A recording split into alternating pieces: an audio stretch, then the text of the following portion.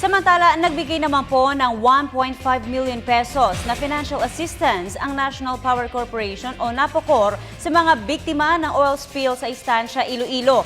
Ayon kay NAPOCOR President Maria Gladys Cruz, ang tulong ay mula sa PSAM, ang may-ari ng Power Barge 103 na sumadsad sa Barangay Botongon sa Estancia noong kasagsagan ng pananalasa ng Bagyong Yolanda at dahilan na rin ng oil spill.